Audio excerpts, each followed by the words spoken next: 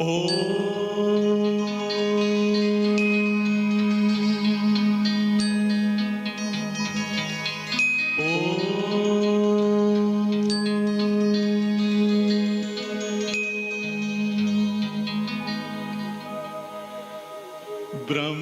से शिव बाबा पधारे, बोलते ध्वनियों। ब्रह्म से शिव बाबा पधारे, बोलते ध्वनियों। ब्रह्म मुख से मधुर वाणी, बोलते ध्वनियों। ब्रह्म से शिव बाबा पधारे, ओम ओम।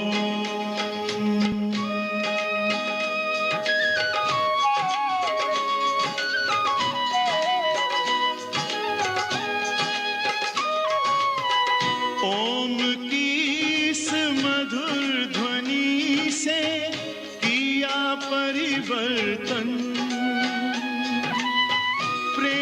शांति सिखा के बदला सभी का जीवन। आदिदेव प्रजापिता श्री बोलते ध्वनियों। ब्रह्म मुख से मधुर वाणी, बोलते ध्वनियों। से शिव बाबा पधारे, ओम ओम।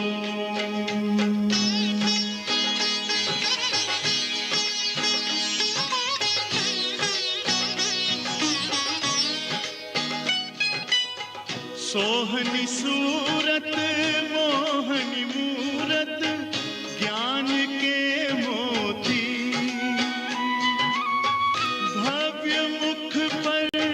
चंद्रमासी चमकती ज्योति, दिव्य दर्शन दिव्य वाणी, बोलते ध्वनियों। ब्रह्म मुख से मधुर वाणी, बोलते ध्वनियों। ब्रह्म से शिव बाबा पधारे, ओम ओम।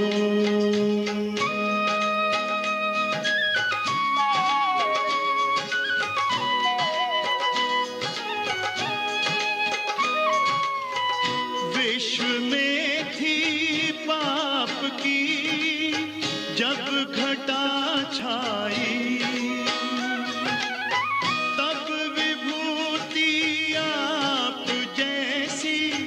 धरती पे आई। एक तार में बंध के सारे, बोलते ध्वनियों। ब्रह्म मुख से मधुर वाणी, बोलते ध्वनियों। ब्रह्म से शिव बाबा पधारे, बोलते ध्वनियों। ब्रह्म मुख से मधुर वाणी, बोलते ध्वनियों। ब्रह्म से शिव बाबा पधारे, ओम ओम।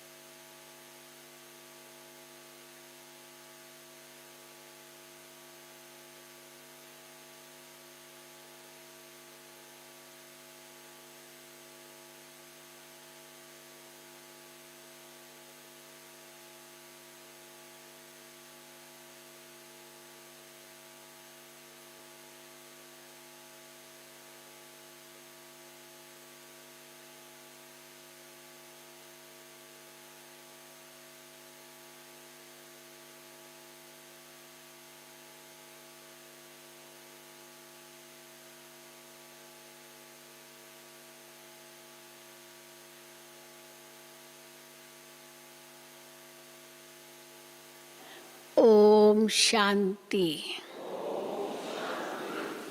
सतगुरुवार की गुड मॉर्निंग।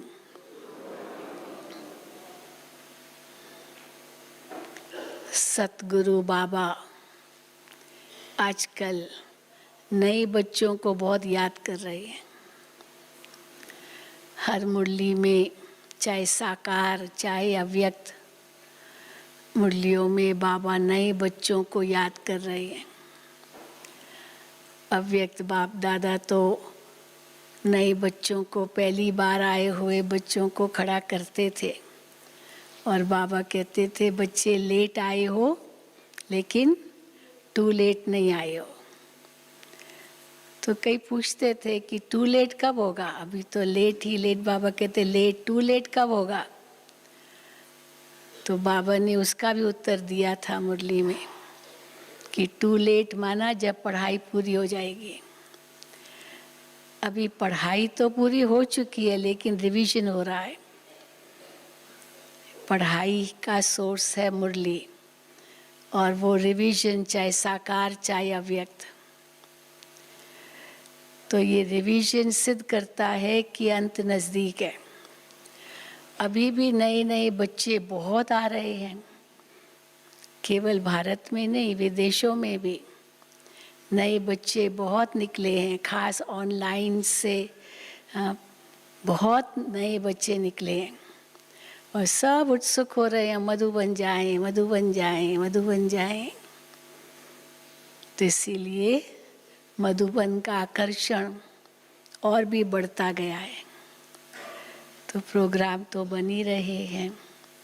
बाबा के बच्चे तो आ गए हैं कई, भट्ठी में जो आते हैं वो तो बहुत भाग्यशाली है।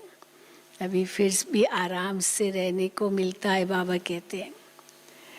बाबा ने एक मुरली में ये भी कहा था कि वो समय आएगा, विदेशियों को खास कहा था कि आपको अपने सूटकेस पर सोना पड़ेगा, क्योंकि सूटकेस उनके इतने बड़े बड़े होते हैं, पूरा व्यक्ति उस पर सो जाए। थैले भी इतने बड़े बड़े होते हैं, वो तकिया बना लेंगे। सब तैयार है और सब ने काम तैयार है। तो देखो अभी भी बच्चे तैयार हैं आने के लिए, बस हम बच्चों को तैयार होना है। तो आज भी बाबा ने नए बच्चों को बहुत याद किया है। बच्चे ये कभी न सोचे कि हम तो लेट आए, हम तो लेट आए हैं, लेकिन टू लेट नहीं आए हो अभी तक, इसलिए अभी भी गैलअप कर सकते हो। लेकिन शर्त तो है। क्या शर्त है? कि अपने ऊपर ही ध्यान दो, दूसरे किसी को मत देखो। अगर दूसरे किसी को देखेंगे तो पुरुषार्थ ढीला हो सकता है। इसलिए अपने ऊपर ही ध्यान दो, बस मुझे क्या करना है। आज बाबा ने क्रोध के लिए भी कहा है, कोई क्रोध करता है पर आप मत करो।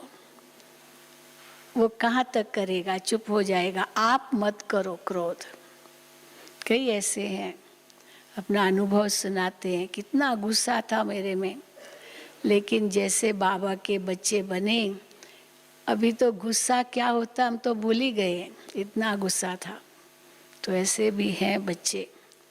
तो आज बाबा ने विशेष नए बच्चों को याद किया है। तो सुनेंगे बाबा के महावाक्य। आज 28/10/2021 है। मीठे बच्चे देरी से आते हुए, लेट तो आए ना जो नहीं आते हैं, देरी से आते हुए तेज पुरुषार्थ करो तो बहुत आगे जा सकते हो। दूसरों की चिंता छोड़ अपने पुरुषार्थ में लग जाओ, बस किसी और को मत देखो। देरी से आते हुए तेज पुरुषार्थ करो तो बहुत आगे जा सकते हो। दूसरों की चिंता छोड़ अपने पुरुषार्थ में लग जाओ। प्रश्न है, कौन सा कर्तव्य एक बाप का ही है, जो कोई मनुष्य का नहीं हो सकता है। केवल शिव बाबा ही वो कर्तव्य कर सकते हैं और कोई मनुष्य आत्मा वो कर्तव्य नहीं कर सकती है। वो ऐसा कौन सा कर्तव्य है?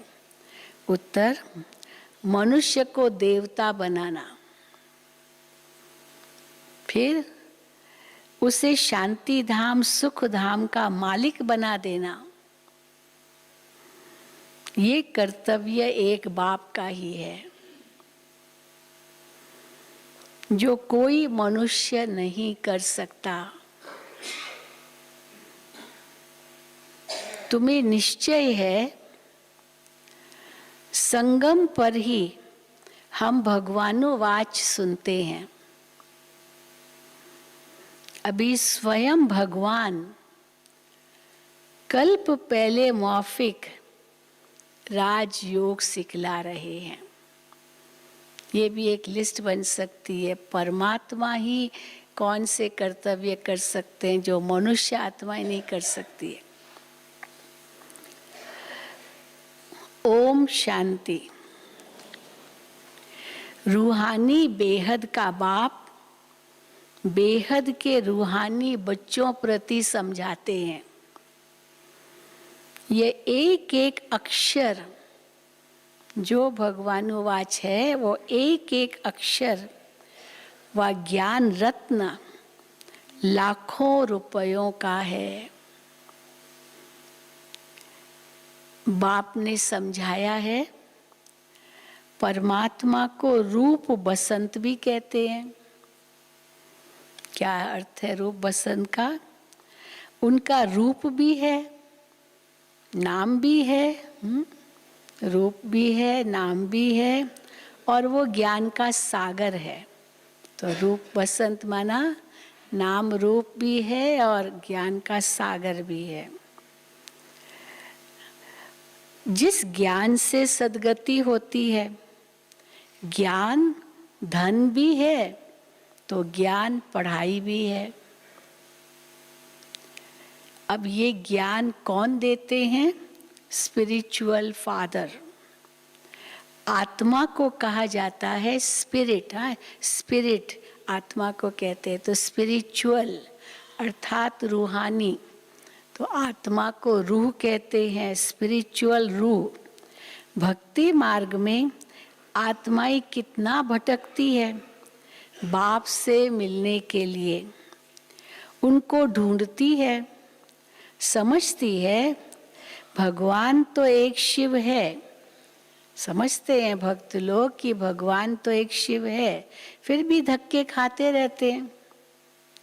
बाप आकर समझाते हैं कि रूहानी बच्चों, तुम तो अविनाशी हो, परम धाम में रहने वाले हो, जहाँ से फिर यहाँ आते हो पाठ बजाने। तुम दूर देश के रहने वाले हो, ये ड्रामा है। यहाँ आते हो पाठ बजाने इस ड्रामा में। तो इस ड्रामा का नाम क्या है? हार जीत का खेल। दूसरा नाम क्या है? सुख दुख का खेल। हार जीत का खेल, सुख दुख का खेल। बाप समझाते हैं कि हम और तुम, शिव बाबा खुद कहते हैं हम और तुम, केवल तुम ही नहीं मैं भी, हम और तुम सब शांति धाम के रहने वाले हैं। उसको निर्वाण धाम भी कहते हैं। तो पहले तो ये निश्चय करना है कि हम वहाँ के रहने वाले हैं। अब वहाँ के रहने वाले निश्चय करेंगे तो और क्या क्या निश्चय हो जाएगा। यहाँ मेहमान हैं, यहाँ हम एक्टर हैं, पाठ बजा रहे हैं, ये घर नहीं है हमारा। तो इसलिए बाबा कहते हैं पहले ये निश्चय करना है कि हम वहाँ के रहने वाले हैं और हम आत्मा का स्वधर्म शांति है। तो वहाँ तो शांति धाम है, तो हमारा स्वधर्म भी शांति है। आत्मा बिंदी में सारा अविनाशी पाठ भरा हुआ है। बाप पढ़ाते भी तुमको है और तुम दुनिया वालों की चिंता करते हो।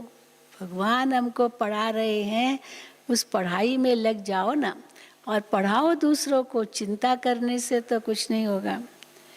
तुमको निश्चय है ना कि भगवानुवाच होता ही है संगम पर, फिर कब होता ही नहीं है। सारे कल्प में फिर भगवानुवाच होता ही नहीं है, केवल संगम पर ही होता है। कोई भी मनुष्य को देवता नहीं बना सकता, कोई भी मनुष्य को देवता नहीं बना सकता है। ये तो केवल एक भगवान का ही काम है। शांति धाम सुख धाम का मालिक भी कोई नहीं बना सकता है। न किसी को देवता कोई बना सकता है, न शांति धाम सुख धाम का मालिक बना सकता है। ये कर्तव्य एक परमात्मा का ही है। कल्प पहले भी बाप ने बनाया था। अब जो प्रेसिडेंट बना है, उस समय नया प्रेसिडेंट को इलेक्ट हुआ होगा, तो अभी जो प्रेसिडेंट बना है वो 5000 वर्ष के बाद वही बनेगा। सारी दुनिया की जो सीनरियां हैं 5000 वर्ष के बाद रिपीट होगी। केवल इतिहास ही नहीं रिपीट होता है, भूगोल भी रिपीट होता है। वही मौसम जो कल्प पहले था वो फिर अभी है। जैसे कल्प पहले हुआ था वैसे ही है। तो इसलिए बाबा कहते हैं 5000 वर्ष के बाद रिपीट होगा सारी दुनिया की जो भी सीनरियाँ। अब बुढ़ियाँ इतना सब धारण नहीं कर सकती है। कई माताएं कहती ना बाबा इतनी सारी बातें बाबा सुनाते हैं, ये सब कहाँ याद रहता है। तो बाबा कहते हैं बस ठीक है, नहीं याद कर सकते हो तो 3 बातें याद करो बस, और कुछ नहीं बाबा आपको ज़्यादा याद करने लिए कहते हैं। 3 बातें याद करो। कौन सी? हम आत्मा शांति धाम की रहने वाली है, ये तो सब याद कर सकते हैं। फिर सुख धाम में आते हैं। फिर आधा कल्प के बाद जब रावण राज्य शुरू होता है तो विकारी बन जाते हैं, इसको दुख धाम कहा जाता है। तो 3 शब्द याद करो, शांति धाम, सुख धाम और दुख धाम। सारा ज्ञान आ जाएगा इसमें। जब दुख धाम पूरा होता है तब बाप कहते हैं मुझे याद करो। मुझे आना पड़ता है तुमको शांति धाम सुख धाम में ले जाने के लिए। अब जो आकर बाप के बने हैं वो ही वर्षा पाएंगे। कोई कहे हम क्यों नहीं बने, हम क्यों नहीं वर्षा पाएंगे। बनो बाप के, मना थोड़ी है। जो बाप के बनेंगे वही वर्षा पाएंगे। ये सूर्यवंशी चंद्रवंशी राजधानी स्थापन हो रही है। करोड़ों मनुष्य आकर कुछ न कुछ बाप से सुनेंगे। करोड़ों मनुष्य आकर कुछ न कुछ बाप से सुनेंगे, समझेंगे। वृद्धि होती जाएगी। सब तरफ तुमको जाकर समझाना भी होगा। कल भी बाबा ने कहा ना, कल या परसों, कि गंगा नदी तो सब जगह नहीं है कल का, लेकिन तुम ज्ञान गंगाएं हो, तुमको सब जगह जाना है। अभी तो विज्ञान ने इतना सुख दिया ऑनलाइन, भले न भी जाओ तो भी आप सब जगह सेवा कर सकते हो। हाँ, तो ये भी है। तो बाबा कहते हैं हाँ, ये करोड़ों मनुष्य आकर कुछ न कुछ बाप से सुनेंगे, समझेंगे। वृद्धि होती जाएगी। सब तरफ तुमको जाकर समझाना होगा। अखबार द्वारा भी बहुत सुनेंगे। पाकिस्तान में भी अखबार द्वारा पढ़ेंगे, न्यूज़पेपर्स में भी बहुत आएगा। यहाँ बैठे भी ये ज्ञान सुनेंगे। गीता का प्रचार सारी दुनिया में बहुत है। तो बाप कहते हैं माम एकम याद करो और वर्षे को याद करो। बस 2 ही काम बाबा देते हैं। ये लिखत अखबार में पढ़ेंगे इसलिए भी बहुत ब्राह्मण बनेंगे। अब भगवान कहते हैं मुझे याद करो और मैं ये नई दुनिया स्थापन कर रहा हूँ, उसको याद करो, उन जैसा बनो। बाबा कहते हैं ये बहुत पढ़ेंगे और फिर ब्राह्मण बनेंगे। जिन्हों को वर्षा लेना होगा वो जरूर आकर लेंगे। अभी टाइम थोड़ा पड़ा है, वृद्धि होती रहेगी। देरी से आएंगे तो फिर तीखा पुरुषार्थ करना पड़ेगा। अब कोई नया सेमेस्टर चालू हो गया, स्टूडेंट्स पढ़ रहे हैं, पर कोई लेट आया और जुड़ गया तो उसको पहले का तो सारा कवर करना पड़ेगा ना, ज़्यादा मेहनत करनी पड़ेगी। देरी से आएंगे तो तीखा पुरुषार्थ करना पड़ेगा। कल्प पहले जितने स्वर्गवासी बने थे उतने अब भी बनेंगे जरूर। इसीलिए कैसे होगी सेवा, कैसे होगी? बाबा कहते चिंता छोड़, बस सेवा करो। जिनको कल्प पहले बनना होगा वो जरूर आएंगे, जरूर बनेंगे। इसमें जरा भी फर्क नहीं पड़ सकता है। शांति धाम वाले शांति धाम में जाएंगे, सब फिक्स्ड है क्या क्या होना है। शांति धाम वाले शांति धाम में जाएंगे, फिर अपने अपने समय पर पाठ बजाने आएंगे। हाँ, कोई पूछे इतने सबका क्या होगा क्या होगा, आपको चिंता करने की जरूरत नहीं है, भगवान का प्लान है कैसे, हाँ कहाँ जाएंगे सब। तो इसलिए शांति धाम वाले शांति धाम में जाएंगे, फिर अपने अपने समय पर पाठ बजाने आएंगे। अब बाप कहते हैं बच्चे मुझे याद करो तो तुम घर पहुंच जाएंगे। सन्यासी तो मुक्ति के लिए माथा मारते हैं, इसलिए सबको कहते हैं मुक्ति ही ठीक है, क्योंकि वो खुद मुक्ति धाम में आधा कल्प रहते हैं। सन्यास धर्म तो द्वापर में शुरू होता है, तो इसीलिए वो तो आते ही नहीं है सतयुग में, इसलिए वो सतयुग की बातें तो कभी नहीं करेंगे कि वहाँ जाना है। वो मुक्ति में ही रहते हैं, इसलिए मुक्ति को याद करते और मुक्ति के लिए ही कहते हैं। तो बाबा कहते हैं इसलिए सबको कहते हैं मुक्ति ही ठीक है, बस मोक्ष चाहिए, नहीं आना है इस दुनिया में। सुख तो कागविष्ठा के समान है, ऐसे समझते हैं। फिर शास्त्रों में लिख दिया है कि सतयुग में भी दुख की बातें थी, वहाँ भी असुर थे, तो इसलिए दुख ही दुख है इस संसार में, ऐसे ही कहते हैं। समझते कुछ भी नहीं, कहते हैं अभी ये और बात देखो दुनिया में कितनी मतें हैं। कहते हैं परमात्मा को आना है, एक तरफ ये कहते हैं परमात्मा को आना है, पतित पावन परमात्मा आओ, आकर हमको रास्ता बताओ, ये कहते हैं माना परमात्मा को आना है, आकर रास्ता बताएंगे। दूसरे तरफ फिर कहते हैं गंगा पतित पावनी है, गंगा स्नान यज्ञ तप यात्रा करना ये सब भगवान से मिलने के रास्ते हैं। मैं कहाँ गई थी आदमी कहाँ, तो वहाँ बहनें बता रही थी यहाँ पर कई संस्थाएं हैं, चारों ओर संस्थाएं हैं। एक संस्था कहती है भगवान आएगा, दूसरी संस्था कहती है भगवान कभी आता ही नहीं है, और हम कहते हैं भगवान आया है और अभी जाने की तैयारी कर रहा है। तो देखो कितना अंतर हो गया। कोई कहते आता ही नहीं है कभी, कोई कहते हैं कि वो आएगा, और हम कहते हैं आएगा नहीं, आता है क्या, वो तो आ चुका है और अभी अपना कार्य करके वापस जाने की भी तैयारी में है।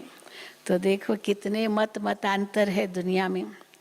तो बाबा कहते हैं परमात्मा को आना है, पतित पावन परमात्मा आओ, आकर हमको रास्ता बताओ।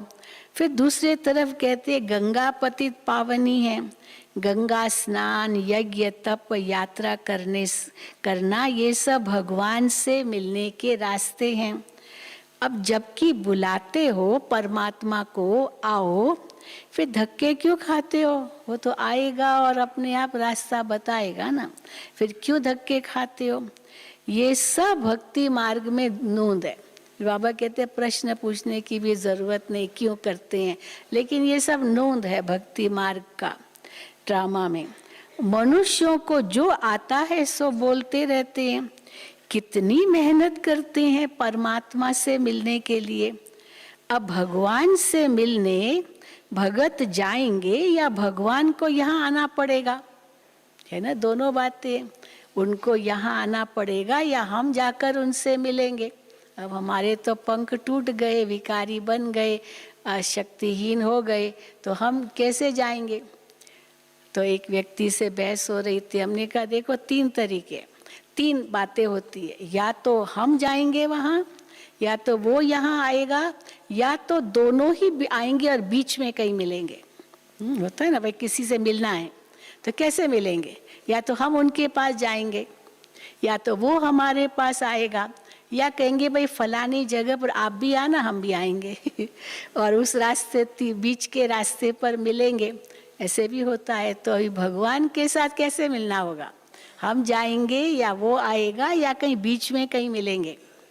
अब बेचारा मूंझ गया तो इसीलिए देखो बाबा क्या कहते हैं।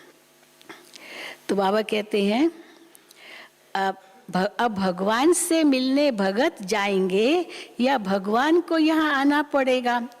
पतित आत्मा तो जा न सके, तो बाप आते हैं ले जाने के लिए।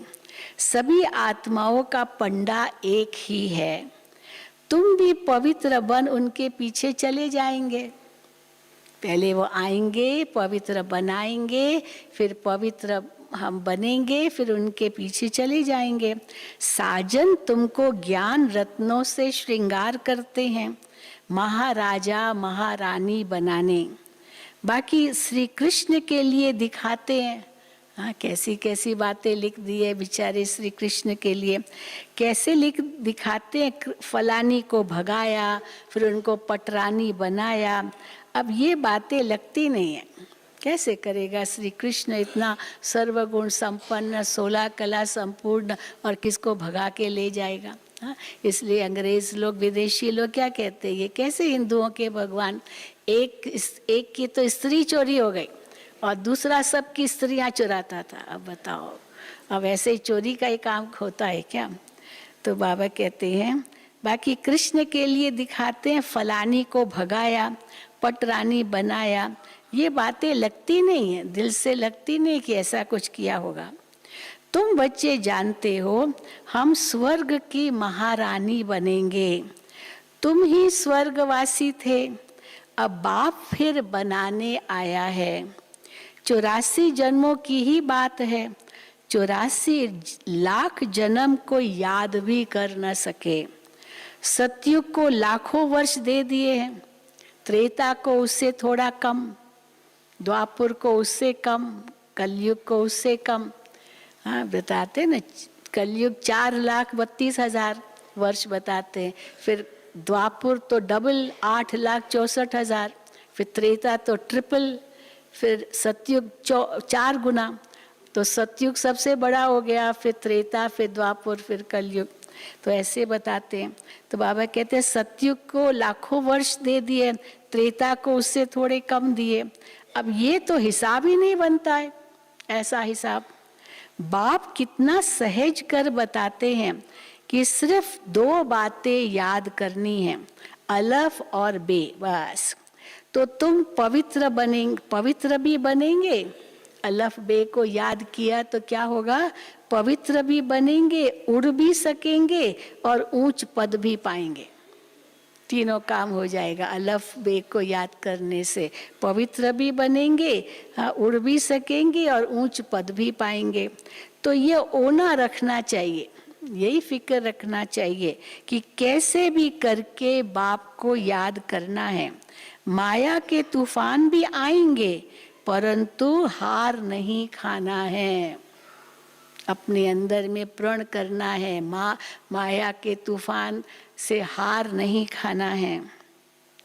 भल कोई क्रोध भी करे, परंतु तुम नहीं बोलो। अब वो क्रोध करे, तुम शांत रहोगे तो एक हाथ से तो ताली बजती नहीं है। कितना भी वो ताली बजाने की कोशिश करे, जोर से बोले, आप जवाब मत दो तो शांत हो ही जाएगा आखिर। तो बाबा कहते हैं परंतु तुम नहीं बोलो। सन्यासी भी कहते हैं ना, मुख में तावीज डाल दो। मिसाल भी देते हैं, मुलरा मुख में डाल दिया। एक बहू आई गुरु के पास तो कहा कि मेरी सास बहुत झगड़ा करती है। तो गुरु ने कहा अच्छा तुम मत बोलो। पर कैसे नहीं बोलूँ, इतना झगड़ती है। अच्छा तुम उस समय ये मुख में डाल दो, तो मुख में कोई चीज़ होगी तो आप बोलेंगे ही नहीं, ऐसे ना कैसे बोलेंगे। हमारी बड़ी दीदी जी थी, बहुत ऐसे ही मजा ना हंसी करती थी। दीदी डालती थी इतना, आप कहते मुंह खोलो, पहले हंसी क्या करेगी, मुंह खोलो, वो बेचारा खोलेगा, फिर वो खोलता है और दीदी उसके मुंह की बजाय अपने मुंह तरफ कर लेती थी। वो कहता अभी तक तो दीदी ने दिया नहीं, बड़ी दीदी। फिर दूसरी बात, मुख में इतना बड़ा डाल दी, अभी कहती ओम शांति बोलो, ओम कैसे बोलेंगी तो ऐसे दीदी थी हमारी। तो बाबा कहते हैं तो माया के तूफान भी आएंगे परंतु हार नहीं खाना, भल कोई क्रोध भी करे पर तुम नहीं बोलो। सन्यासी भी कहते हैं मुख में तावीज डाल दो, माना वो भी एक मिसाल कहानियाँ है कि कोई विघ्न आया तो उसको एक तावीज दी गई थी कि जैसे ये कुछ आवे से तूफान या कुछ भी बीच में रोड़ा, ये तावीज पहन लो या वो मेलरा डाल दो। तो मुख में तावीज डाल दो तो वो बोल बोल कर चुप हो जाएगा। बाप भी कहते हैं कोई क्रोध से बोले तो तुम शांत होकर देखते रहो। हो सकता है ऐसे उसको शांत होकर देखते रहे, मुस्कुराते रहे, दृष्टि देते रहे और वो गुस्सा कर रहा है। कोई भी हालत में तुम्हें शिव बाबा को याद करना है, बाबा की याद से ही वर्षा भी याद आएगा। तुम्हारे अति इंद्रिय सुख का गायन है कि हम 21 जन्म के लिए स्वर्ग के परिजादे बनेंगे। कम बात है क्या, 21 जन्मों के लिए स्वर्ग के परिजादे बनेंगे। वहां दुख का नाम भी नहीं होगा। तुम 50-60 जन्म सुख भोगते हो, खाली 21 जन्म सुख नहीं, 50-60 जन्म सुख भोगते हो। सुख का हिसाब जास्ती है। सुख दुख इक्वल हो, समान हो तो फायदा ही क्या। आधा कल्प सुख आधा कल्प दुख इतना हो तो फायदा ही क्या। ज्यादा सुख है, दुख बहुत कम है, तो फायदा ही क्या। तुम्हारे पास धन भी बहुत होता है। कई बताते किस अभी जैसे किसने शरीर छोड़ा तो कहा बहन जी सारी आयु उसने कभी एक गोली भी नहीं खाई थी, कुछ नहीं हुआ था उनको, कोई बुखार भी नहीं आया था, और पता नहीं अचानक ओम शांति। तो सारी उम्र कुछ नहीं, कोई दवाई नहीं ली थी, कितना स्वस्थ था। लेकिन ना तो इसलिए बाबा कहते हैं तुम सदा कोई ऐसे नहीं कि दुखी दुखी होंगे, या आधा आधा भी नहीं, बहुत समय सुख है। लास्ट का समय है केवल ये जो अंतिम जन्म, जो थोड़े बहुत हिसाब किताब जो बाकी है वो सब चुकतू करने। तो बाबा कहते हैं हाँ, इक्वल हो, समान हो तो फायदा ही क्या। तुम्हारे पास धन भी बहुत होता है। कुछ समय पहले, अब बाबा अपनी बात कर रहे हैं जब बाबा आयु में छोटे थे, कुछ समय पहले यहाँ भी बहुत सस्ता अनाज था, राजाओं की बड़ी राजाई थी। बाबा ने 10 आने मण बाजरी बेची है।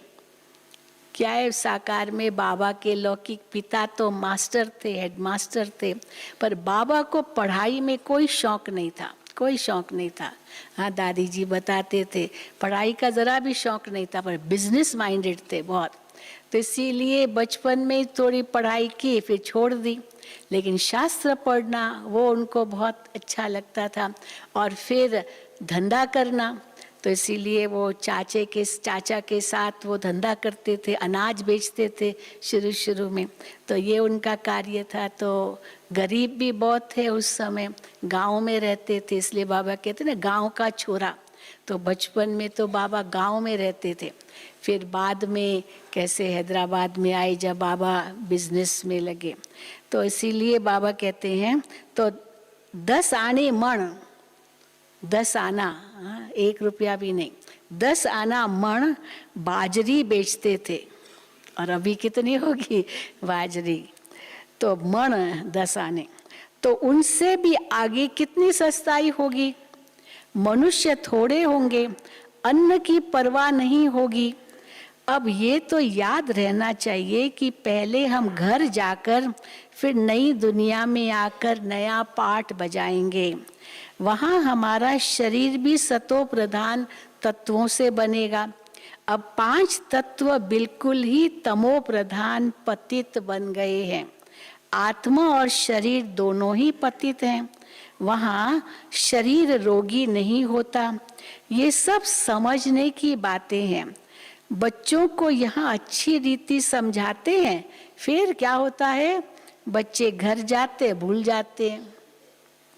यहाँ बादल भरकर कितना खुश होते हैं, फिर बाहर जाने से भूल जाते हैं।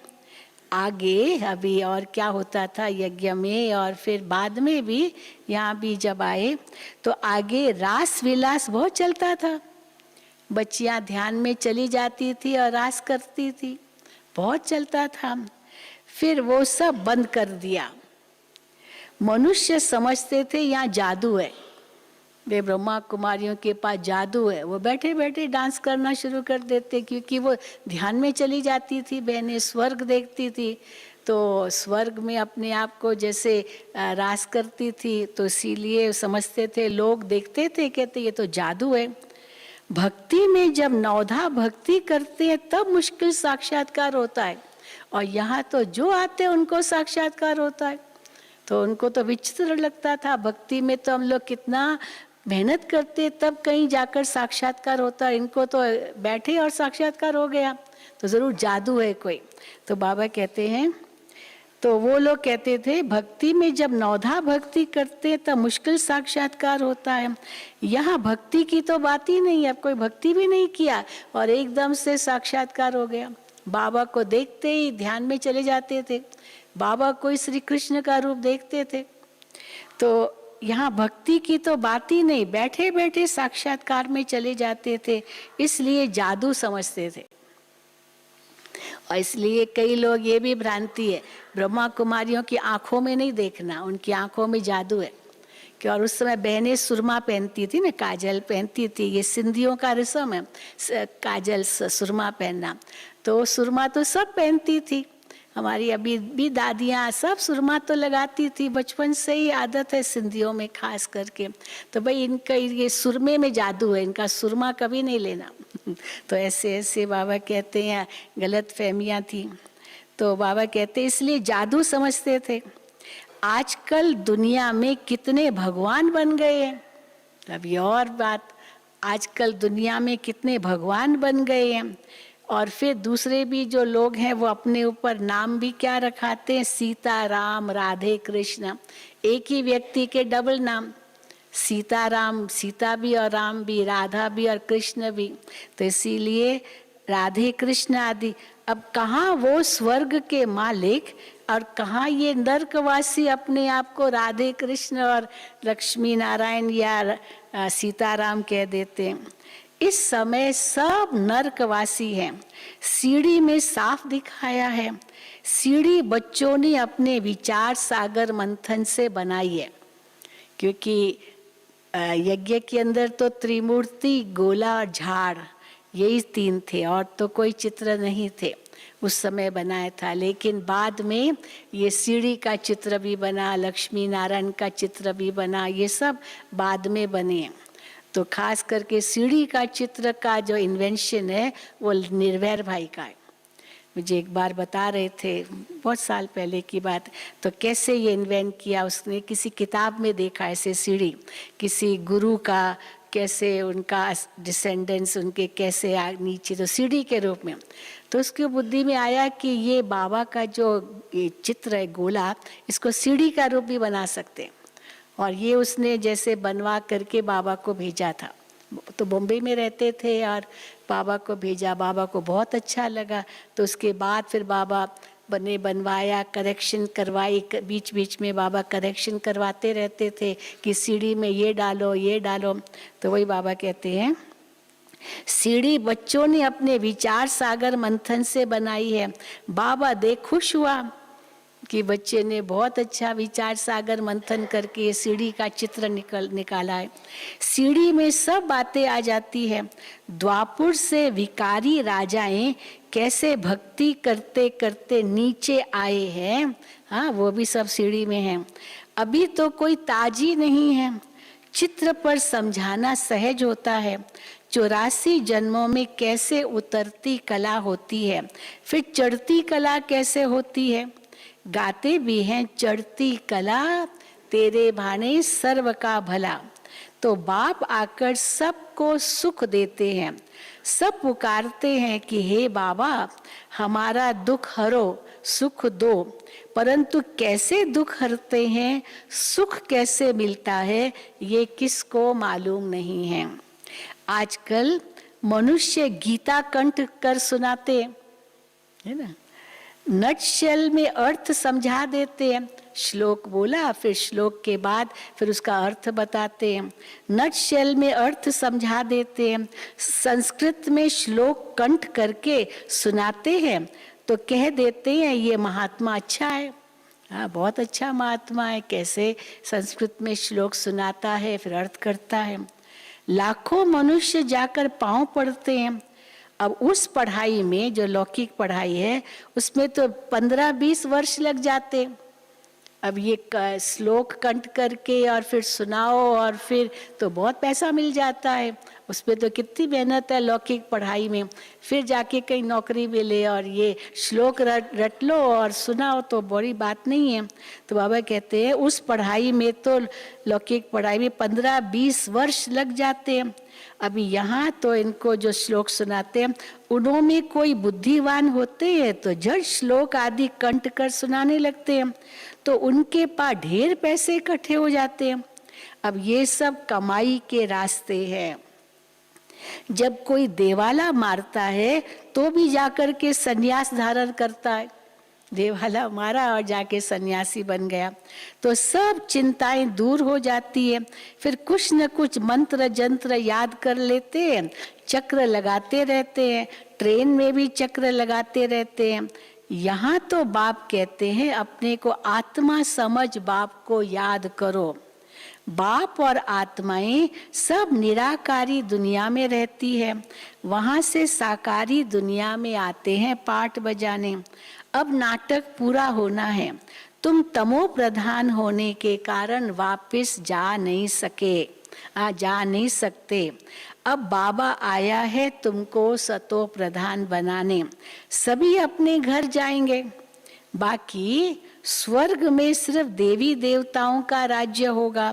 शांति धाम, सुख धाम, दुख धाम ये कब कब था ये भी किसकी बुद्धि में नहीं आएगा, क्योंकि घोर अंधियारे में है। समझते हैं कलयुग है, समझते हैं कलयुग का अंत अर्जुन इतने हजारों वर्षों के बाद होगा, कोई हिसाब ही नहीं। मनुष्य बढ़ते जाते हैं, अन्न तो मिलता नहीं है। 40,000 वर्ष अभी और हो तो पता नहीं क्या हो जाए। जो बोलते हैं वो बिल्कुल बाबा कहते झूठ। 40,000 वर्ष और तो अभी ऐसा है तो क्या होगा आगे, वो बिल्कुल ही झूठ। सच की रत्ती भी नहीं। रत्ती देखिए, सोना जो होता है ना, सोने का जो वजन, एक तो तोला होता है, फिर उसके बाद रत्ती भी आती है, इतने वो ऐसे भी सोने, तो रत्ती सोने में, सोने की वजन को कहते हैं। तो बाबा कहते हैं सच की रत्ती भी नहीं। अब बाप सिखलाते हैं रावण पर कैसे विजय पानी है। रावण पर जीत तुम ही पाते हो, सारी दुनिया को रावण से छुड़ा देते हैं। तुम्हारी शक्ति सेना है, तुम भारत को स्वर्ग बना रहे हो। कितनी अच्छी अच्छी बातें समझाते हैं। फिर तुमको बाप और वर्षे को याद कर कितना खुश रहना चाहिए। इतनी अच्छी अच्छी बातें बाबा सुनाते हैं। ज्ञान मार्ग में खुशी बहुत होती है। अभी बाबा आया हुआ है, अभी हम इस पुरानी दुनिया से गए कि गए। बाबा को याद करने से सतो प्रधान बनेंगे, नहीं तो नहीं तो सजाएं खानी पड़ेगी। फिर करके रोटी टुकड़ा मिलेगा, इससे क्या फायदा। जितना हो सके अपना पुरुषार्थ करना है, श्रीमत पर चलना है, कदम कदम पर बाबा से राय लेनी है। कोई कहते हैं, अभी कई बच्चे बाबा से पूछते थे, बाबा मैं धंधा करता हूँ तो धंधे में झूठ बोलना पड़ता है, नहीं तो धंधा होगा ही नहीं। अब कोई दुकान में गए और वहाँ कोई चीज़ मांगी ग्राहक ने, अब वो होगी नहीं तो दुकानदार कह देगा 4 दिन के बाद आ जाएगी लेना, भले आने वाली नहीं है तो भी वो झूठ बोल देगा। अच्छा 4 दिन के बाद गए, नहीं नहीं अभी 2 दिन में आ जाएगी, अभी झूठ ही बोल रहा, आने वाली है नहीं। लेकिन अपने ग्राहक को अपना बनाने के लिए ऐसे ऐसे कह देते हैं, कई बार ऐसे भी होता है, तो थोड़ा झूठ बोलना होता है। तो बाबा कहते हैं, बाप कहते हैं धंधे में तो झूठ होता ही है होता ही है ना। अभी ये भी तो झूठ हुआ ना, 4 दिन के बाद आएगा, 8 दिन के बाद आएगा, जो आने वाला भी नहीं। धंधे में तो झूठ होता ही है। तुम बाबा को याद करते रहो तो देखो बाबा अपने आप अपना कार्य कराएगा। ऐसे नहीं, हाँ भी चलो धंधे में थोड़ा बहुत ऊपर नीचे कुछ बोला ठीक है, लेकिन किस में झूठ नहीं चल सकता है, किस में बहाना नहीं चल सकता है। पर ऐसे नहीं कि विकार में जाकर फिर कहो मैं बाबा की याद में था, हो सकता है विकार में भी जा रहे हैं और कहते हैं बाबा की याद में था, नहीं। अभी वहाँ धंधे में थोड़ा अगर झूठ बोला बाबा की याद में है, चलो वो मिट जाएगा। लेकिन विकार में जाए और फिर कहे मैं याद में था, नहीं। विकार में गए तो मरे, बिल्कुल 5वें मंजिल से गिरे। ये तो बाप के साथ प्रतिज्ञा की है ना। पवित्रता के लिए ही राखी बांधी जाती है, क्रोध के लिए तो कभी राखी नहीं बांधेंगे। भाई गुस्सा नहीं करना इसीलिए राखी बांधनी है, लेकिन पवित्रता के लिए राखी है। राखी बंधन का मतलब ही है विकार में नहीं जाना है। मनुष्य कहते हैं पतित पावन आओ, तो परमात्मा तो मेनली इसके लिए आते हैं पावन बनाने। तुम बच्चों के अंदर में खुशी बहुत होनी चाहिए। बाबा हमको पढ़ा रहे हैं, फिर पढ़ा करके पावन बनाकर फिर बाबा साथ में ले जाएंगे, वहां से स्वर्ग में हम चले जाएंगे। तो जितना हो सके सवेरे उठकर बाबा को याद करना है। याद करना गोया कमाई करना है। इसमें आशीर्वाद क्या करेंगे? आशीर्वाद मांगो नहीं, पढ़ाई पढ़ो, बाबा को याद करो। इसमें आशीर्वाद क्या करेंगे? ऐसे थोड़ी कहना है बाबा आप आशीर्वाद करो तो हम याद में रहें, आप आशीर्वाद करो हम याद करें। सब पर आशीर्वाद करे तो सब स्वर्ग में चले जाए। यहाँ तो मेहनत करनी है, जितना हो सके बाबा को याद करना है। बाबा माना वर्षा, जितना याद करेंगे उतनी राजाई मिलेगी, उतना ही मिलेगा जितना याद करेंगे। याद से बहुत फायदा है, सस्ता सौदा है, ऐसा कोई सस्ता सौदा दे न सके। इतना सस्ता सौदा बाबा करते हैं, देते क्या हो और लेते क्या हो, लेकिन ये भी कोई विरला लेते हैं, जबकि सस्ता सौदा है तो भी विरला लेते हैं।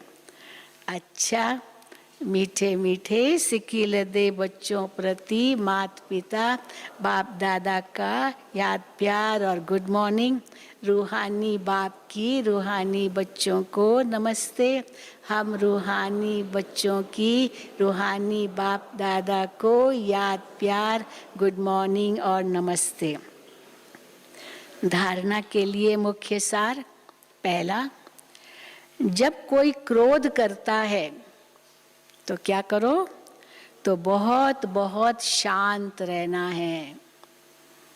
जब कोई क्रोध करता है तो बहुत बहुत शांत रहना है ना। ये अनुभव होगा कईयों को, जिनको ये अनुभव है दूसरे ने क्रोध किया और हम शांत रहे, हाथ उठाओ।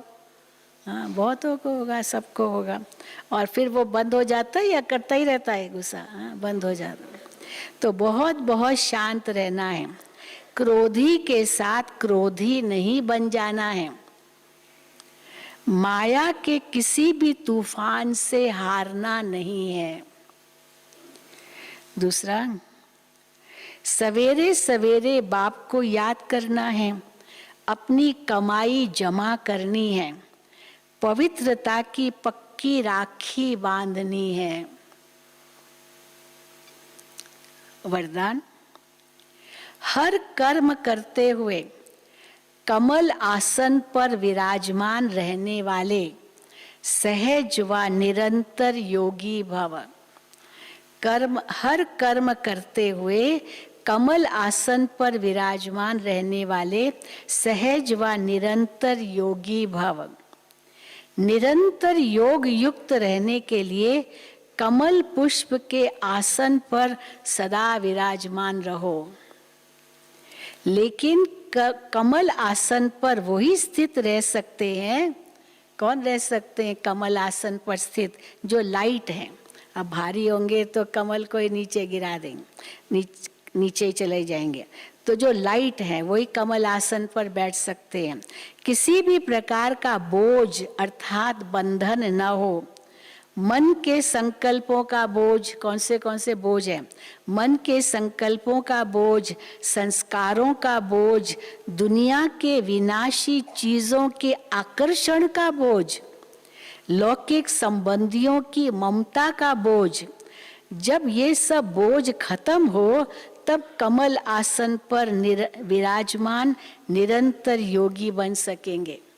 अभी ये भी लिस्ट बन सकती है कितने प्रकार के बोझ है। अब 5-6 तो बाबा ने बता दिए, पर ये भी लिस्ट बन सकती है।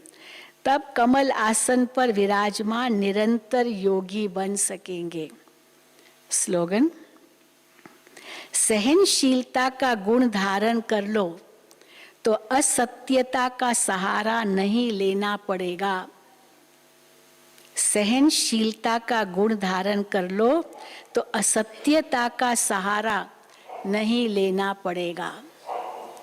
असत्य का सहारा तब लेते हैं जब सहन नहीं कर पाते। अच्छा, ओम शांति, ओम शांति, ओम शांति।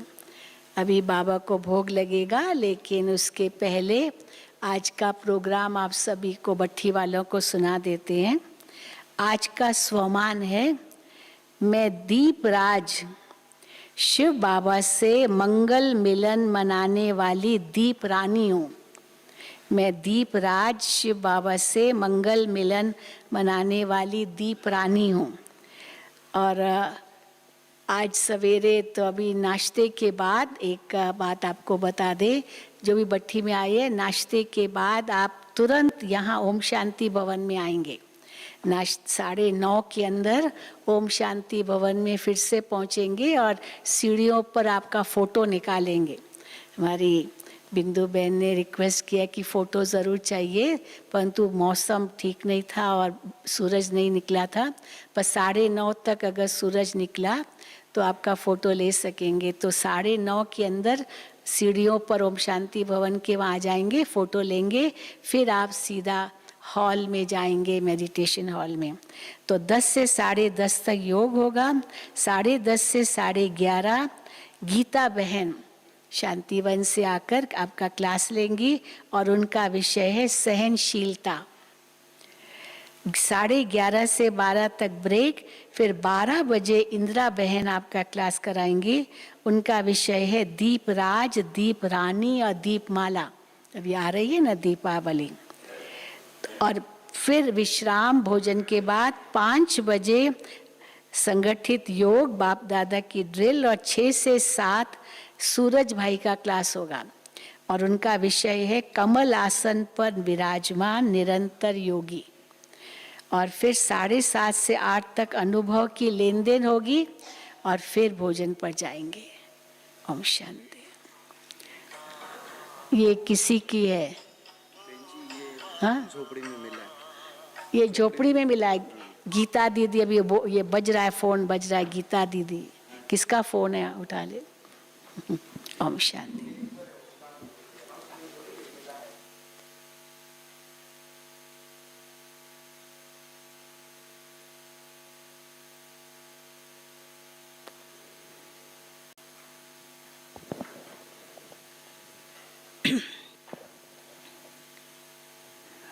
ओम शांति। आज सतगुरुवार है।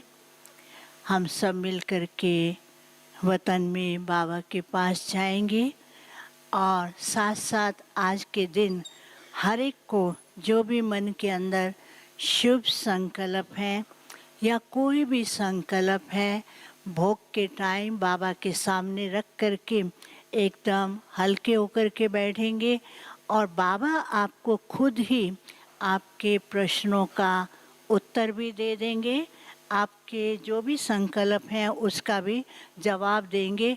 अभी सब के सब इस लक्ष्य को लेकर के बैठेंगे, इस बात का ध्यान देंगे कि सब जो भी संकल्प हो हर एक बाबा के सामने रख कर के बाबा से बात करें और बाबा के सामने ही रखेंगे। बाबा ही आपके प्रश्नों का जवाब खुद ही आपको अभी देंगे। अभी हम सब मिलकर के वतन में जाएंगे, बाबा को भोग स्वीकार कराएंगे। भोग के बाद बाबा जो सुनाएंगे वो सुनेंगे। उसके बाद सभी भाई बहनों को अमृत जो है वो टोली डिपार्टमेंट के पास मिलता है। टोली डिपार्टमेंट के पास जा कर के ही अमृत लेंगे। ओम शांति।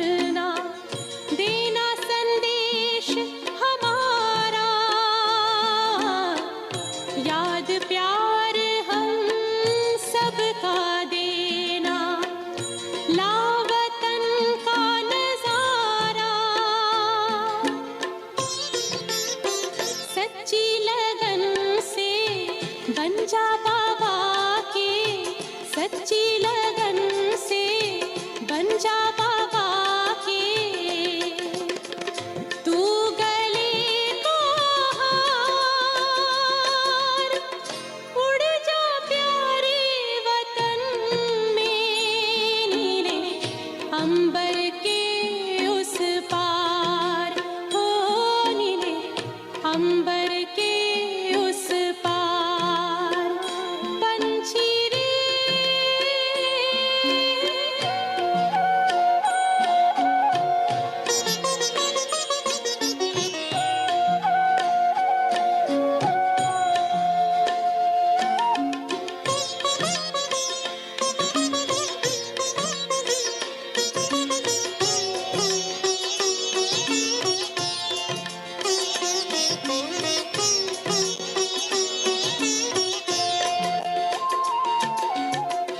ओ बाबा तुम मात पिता हो, तुम ही हो जग के तारनहार। ओ बाबा तुम मात पिता हो, तुम ही हो जग के तारनहार। दुख हरता तुम सुख करता हो, गुणों के भंडार।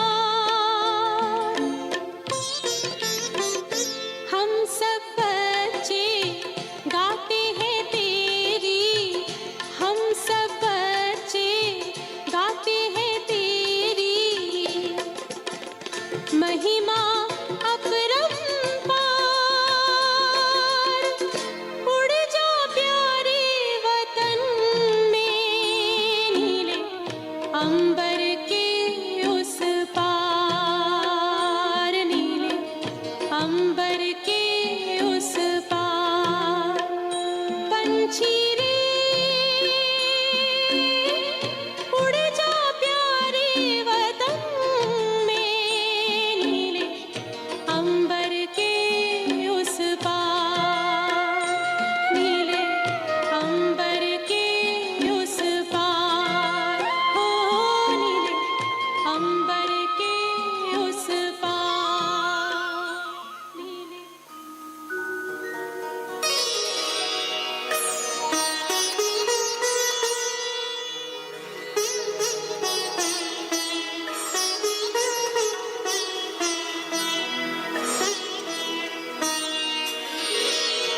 तेरी याद का अमृत पीते हैं, तेरी याद का अमृत पीते हैं, तेरी याद में जीते हैं बाबा, तेरी याद में जीते हैं बाबा, तेरी याद का अमृत पीते हैं, तेरी याद का अमृत पीते हैं। रहे याद सदा ही साथ तेरी, रहे याद सदा ही साथ तेरी। बस और न हम कुछ चाहेंगे, बस और न हम कुछ चाहेंगे, तेरी याद का अमृत पीते हैं, तेरी याद का अमृत पीते हैं।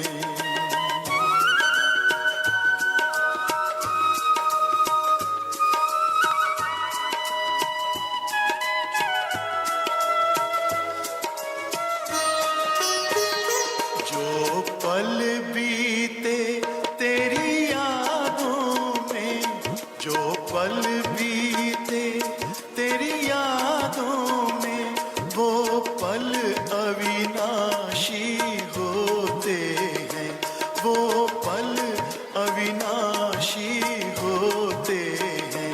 हर पल को सफल बना देंगे, हर पल को सफल बना देंगे, तेरी याद कभी ना छोड़ेंगे, तेरी याद कभी ना छोड़ेंगे, तेरी याद का अमृत पीते हैं, तेरी याद का अमृत पीते हैं।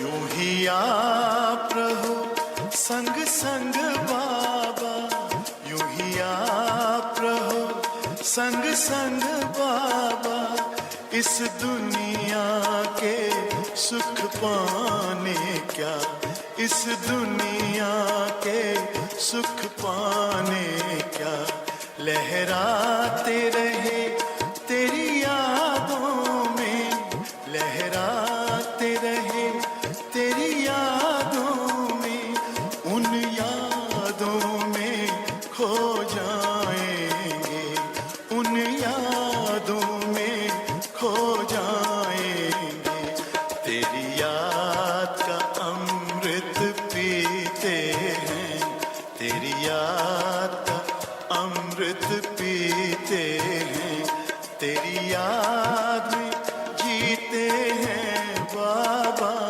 तेरी याद में जीते हैं बाबा, तेरी याद का अमृत पीते हैं, तेरी याद का अमृत पीते हैं, रहे याद सदा ही साथ तेरी, रहे याद सदा।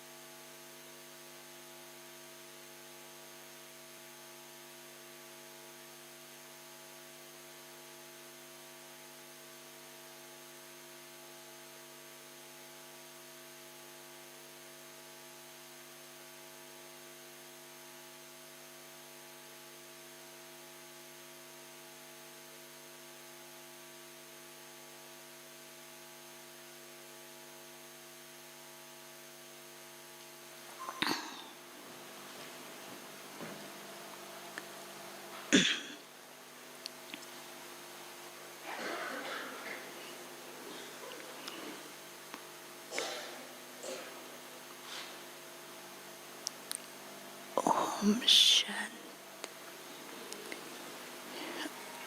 ओम शांति। आज सतगुरुवार के दिन आप सबकी याद लेके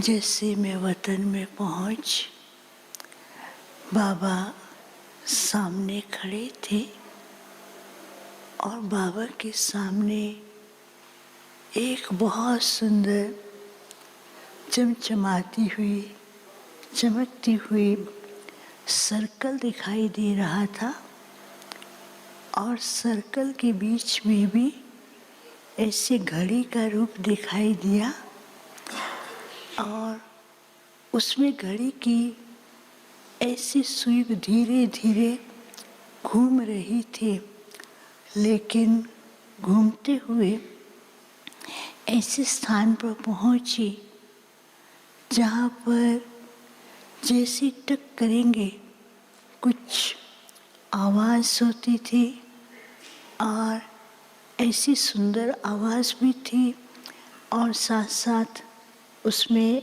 ऐसा लग रहा था कुछ परिवर्तन भी दिखाई दे रहा था। तो कुछ सेकंड के बाद बाबा ने मेरी ओर देखा, बाबा ने कहा, बाप जो है वर्तमान समय और परिस्थितियाँ और बच्चों की स्थिति का बैलेंस देख रहे हैं। तो कुछ सेकंड में बाबा ने क्या किया, बहुत सारे बच्चों को इमर्ज किया और बाबा ने कहा देख रहे हो? तो सब देख कर के बोलते हाँ बाबा। बाबा ने कहा देखा समय कितना तीव्र गति से बढ़ रहा है, परिस्थितियाँ अपना अलग अलग प्रकार से खेल दिखा रही हैं और बच्चों की जो आंतरिक स्थिति है वो किस रूप में चल रही है। तो आज बाबा अमृत वेले से देश विदेश के सभी बच्चों की आंतरिक स्थिति के स्वरूप को देख रहे थे। तो बाबा ने कहा बच्चे अपनी स्थिति को बहुत ही शक्तिशाली बना रहे हैं और पुरुषार्थ भी अच्छा ही कर रहे हैं, लेकिन अभी भी कुछ एक बातें हैं जो बच्चों को ध्यान पर देनी है। तो फिर बाबा ने क्या किया, तो सब बच्चे सामने थे, तो बाबा ने क्या किया, बच्चों के हाथ में एक ऐसा बहुत सुंदर पेंसिल तो नहीं, ऐसे जैसे बच्चों को ना एंजल्स को वो देते हैं, एक स्टिक देते हैं और उसके ऊपर बहुत सुंदर एक स्टार लगा होता है, तो वो बाबा ने दिया और बाबा ने कहा इस स्टार के आधार से बच्चों को क्या करना है कि आपके सामने कुछ क्वेश्चन है और उस क्वेश्चन के ऊपर आप टिक करते जाना। तो जैसे ही वो बच्चों, बाबा ने कहा सबको क्या करना है, कुछ नहीं करना है कि लेकिन क्वेश्चन के ऊपर टिक करना है और कुछ नहीं करना है। तो जैसे बाबा ने सबके हाथ में दिया, क्वेश्चन ये था कि नष्टो मोहा स्मृति लब्धा, बस उसके ऊपर सब बाबा ने कहा ऐसे टिक करना है।